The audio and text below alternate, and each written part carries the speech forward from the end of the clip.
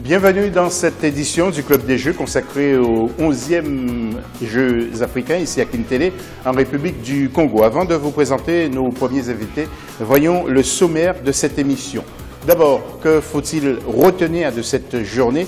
Nous vous proposons de la pétanque. Retour sur la cérémonie d'ouverture de ces Jeux qui fut justement une belle réussite. Et enfin, le portrait du jour, il s'agit d'une volleyeuse kenyane. Nos invités, tout d'abord, le ministre Banik Diaye, ministre de la Culture et de la Communication, président de la Confédération africaine d'escrime et vice-président de l'Union des confédérations sportives africaines. Ensuite, nous retrouvons M.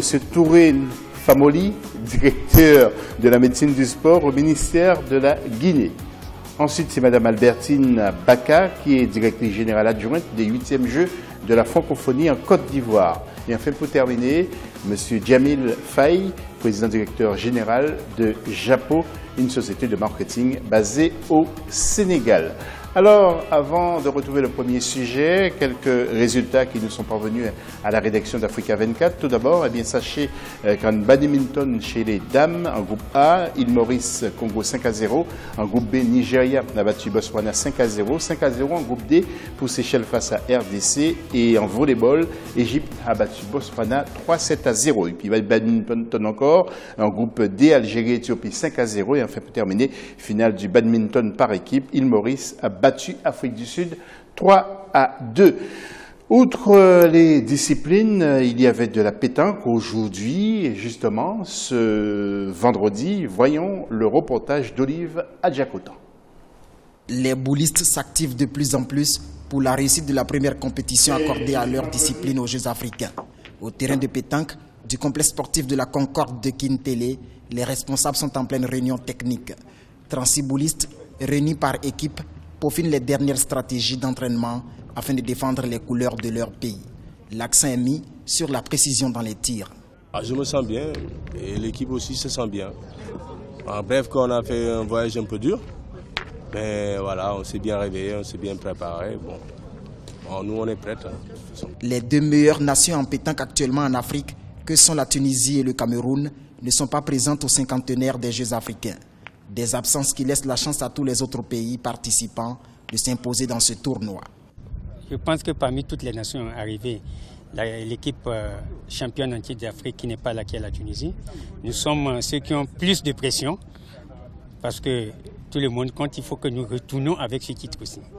Que nous sommes venus aussi pour nous faire montrer comment on s'est fait montrer la dernière fois au Tchad.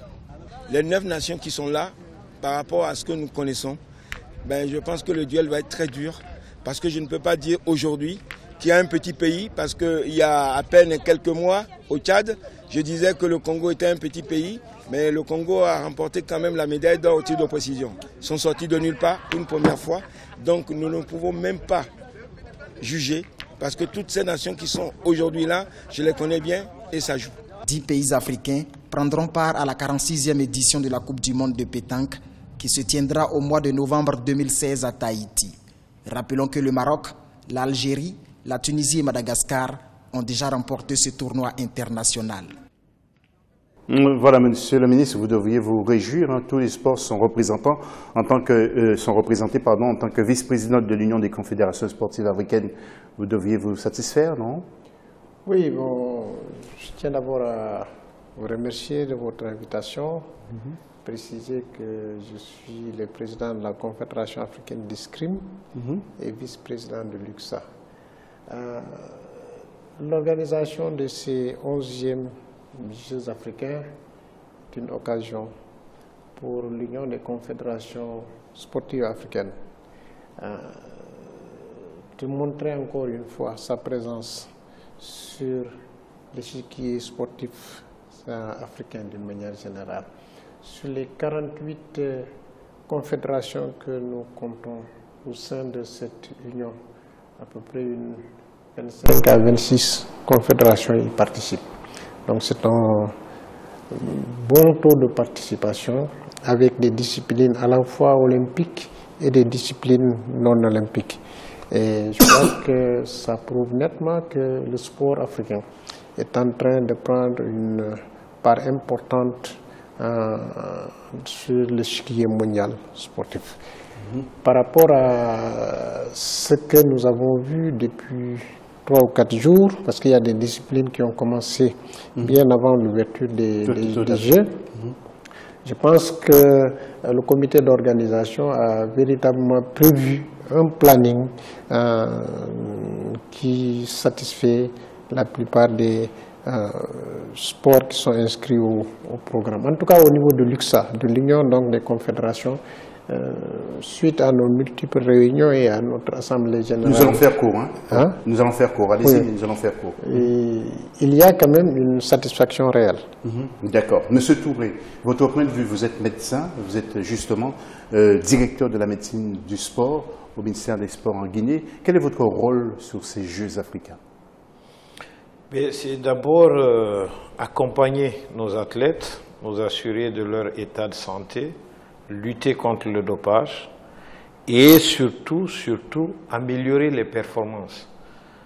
Et il n'y a pas très longtemps, l'Afrique a brillé en Chine, là où je pense, à mon avis, le Kenya s'est placé premier. Et c'est déjà une invite à nos politiques de soutenir davantage tout ce qui peut être lié à la préparation des athlètes. Et qui dit préparation, dit santé pour l'amélioration des performances. Albertine Baka, vous devriez être un peu jalouse de ce site. Est-ce que vous pensez faire mieux pour les Jeux de la francophonie? Comment jugez-vous ces Jeux africains qui ne sont pas terminés?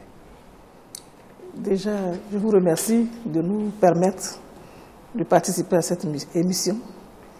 Je dirais que nous sommes là, nous, le Comité national des Jeux de la francophonie. Nous avons voulu participer aux Jeux africains pour nous inspirer du dispositif organisationnel. Mais il faut dire que nous avons été très impressionnés par les infrastructures qui ont été construites. Alors, Monsieur Faye, maintenant, vous êtes président directeur général de JAPO. Donc, quel est votre rôle? Vous avez fait quoi sur ces Jeux africains? Mon rôle, c'est un peu d'accompagner le comité d'organisation sur la partie planification des Jeux et aussi les conseiller sur l'organisation de ces Jeux depuis à peu près 2 ans. Donc, je viens régulièrement au Congo avec 7 ou 8 autres experts. Travaillons avec l'Union africaine, la Commission des sports de l'Union africaine et le comité d'organisation des Jeux ici. Donc voilà, c'est un rôle d'accompagnement pour un peu anticiper sur les problèmes et essayer de trouver en tout cas les meilleures offres pour les athlètes et les dirigeants qui participent à ces Jeux. D'accord, nous aurons l'occasion de dialoguer avec vous tout à l'heure sur cette société. Et puis les nageurs sont attendus, vous le savez aussi, premier rendez-vous le 8 septembre. Nous nous sommes rendus justement à l'entraînement de certaines délégations. Voyons le reportage d'El Hadji Diaye. Les équipes africaines de natation présentes aux 11e Jeux africains de Brazzaville ont démarré la compétition ce jeudi au complexe nautique de Kintélé. Il s'agit entre autres de l'Algérie, l'Afrique du Sud, l'Égypte, le Kenya, la Tunisie. L'équipe tunisienne de natation n'a qu'un seul objectif, remporter le plus de médailles possible. Pour ce faire, une délégation de 8 nageurs, dont 4 filles, est présente sur le site.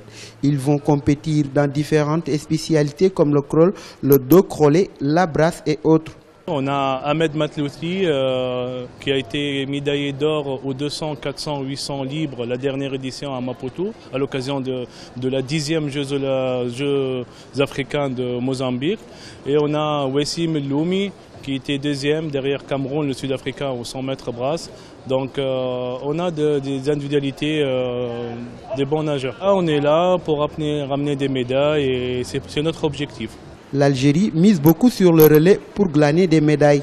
On a basé notre préparation et nos prévisions sur les relais, spécialement sur les relais. Parce que, comme vous le savez, dans cette compétition, il y a présent des champions du monde, des champions olympiques. Il y aura un très très bon niveau. Alors voilà, pour nous, c'est quelques épreuves de sprint, essayer de décrocher quelques médailles dans les épreuves de sprint. Nous venons aux Jeux africains en visant la première place. On sait que les Sud-Africains sont de sérieux concurrents, ils ont beaucoup de stars. Mais nous aussi, on a de bons éléments. Nous allons faire de notre mieux pour obtenir le meilleur résultat lors de ces rencontres. 3 nouvelles piscines ont été construites à l'occasion de ces 11e Jeux de grands champions tels que la Zimbabwéenne Kirsty Coventry, multimédaillée olympique, a ainsi confirmé sa présence. Les autorités sud-africaines ont aussi annoncé la venue de 2 ténors de la natation, Chad Leclos et Cameron Van Der Burg. Voilà, il nous reste à peu près 2 minutes pour faire un tour de table. Alors, Monsieur le Ministre, vous avez un avis, vous donnez votre avis justement sur ces Jeux. Comment ça se passe? Mais globalement, ça se passe très bien du point de vue du respect du planning, comme l'a dit Jamil Faye. À notre connaissance, nous ne connaissions pas une compétition qui aurait dû se dérouler et qui ne s'est pas déroulée. Bon, donc techniquement, ça se passe très bien. Monsieur Touré, comment ça va se passer? Vous êtes combien de médecins sur ces Jeux? Oui, pour le contrôle? Il y a sur le site, comme c'est l'Union africaine de médecine du sport qui est à chapeauter, il y a une très bonne commission antidopage de la part du COJA. Et sur chaque site est basée une équipe chargée du contrôle. Le prélèvement se fait et on achemine les échantillons dans des laboratoires spécialisés et agréés à cet effet. Oui.